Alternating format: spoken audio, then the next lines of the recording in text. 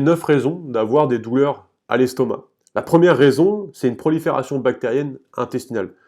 Toutes les bactéries, ils doivent normalement être dans le gros intestin et non dans l'intestin grêle. Mais quelquefois, il y en a un petit peu dans l'intestin grêle, pardon. Mais la majorité se trouve dans le gros intestin où les bactéries y fermentent. Et quand on a un déséquilibre, on a trop de microbes dans l'intestin grêle. Et quand on mange, surtout des fibres, les microbes ils commencent à manger les fibres, ce qui crée de la fermentation, ce qui provoque des gaz, et donc on finit par être privé de nutriments, parce que les microbes, ils se disputent entre guillemets la nourriture, et mangent tout ce qui passe devant eux. Normalement, nous ne sommes pas censés avoir tous ces microbes, normalement nous devons avoir des enzymes censées digérer la nourriture, puis la décomposer, puis elle est censée être absorbée dans l'intestin grêle.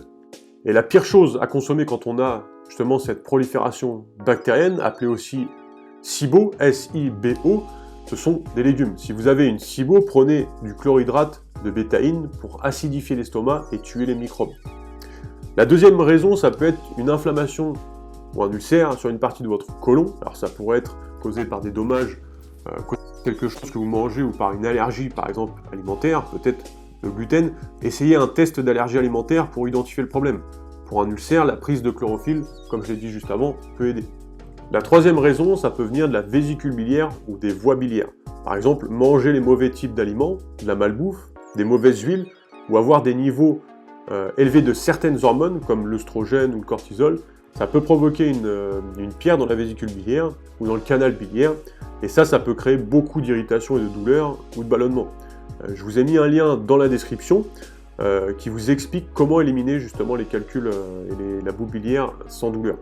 Alors la quatrième raison que je voulais vous partager ici, ça peut venir du pancréas et du conduit pancréatique. Le pancréas, lui, il fabrique des enzymes et de l'insuline.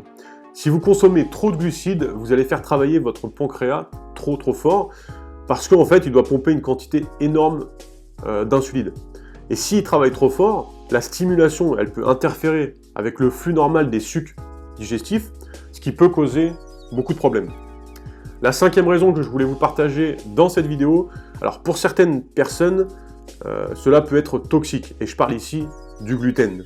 Et ça peut causer beaucoup de dommages à leur système, notamment parce qu'il est présent en trop grosse quantité dans les céréales modernes, appelées également OGM, et qui n'existent pas à l'état naturel, donc faites attention à ça. La sixième raison que je voulais vous partager, c'est une quantité trop élevée de fer. Alors les produits à base de farine ont été enrichis en fer et en vitamines synthétiques, et le fer est très toxique pour les bons microbes intestinaux et pour notre corps. Très mauvais pour notre cerveau, nos intestins et notre foie en particulier. Donc en règle générale, quand quelqu'un consomme des céréales, ils sont enrichis en fer et c'est l'une des raisons pour lesquelles on peut avoir de grosses douleurs.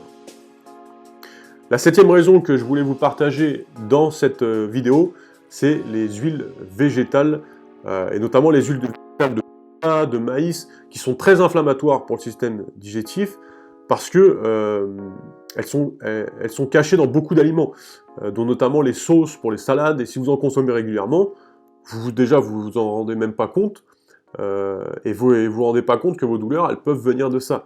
De plus, elles sont quasiment toutes des OGM et remplies de pesticides, ce qui peut vraiment irriter l'intestin. D'ailleurs, si vous devez consommer du soja ou du maïs, prenez-les toujours bio, car sinon ils sont très nocifs. Alors la huitième raison, ça peut être un faible niveau d'acide gastrique. Si vous n'avez pas assez d'acide dans votre estomac, les aliments ne seront pas assez digérés, ce qui va causer énormément de fermentation et de ballonnement, suivi de douleur. Alors essayez de consommer du vinaigre de cidre de pomme et du chlorhydrate de bétaïne. Je vous mettrai des liens dans la description pour en commander si vous le souhaitez. La neuvième raison, manger trop fréquemment n'est pas bon pour l'intestin. Donc le jeûne intermittent permet à l'intestin de se guérir, de se reposer, sinon essayez de consommer des quantités modérées de protéines et de garder vos glucides qui sont bas. Aussi, consommez beaucoup de légumes, sauf si vous avez une SIBO.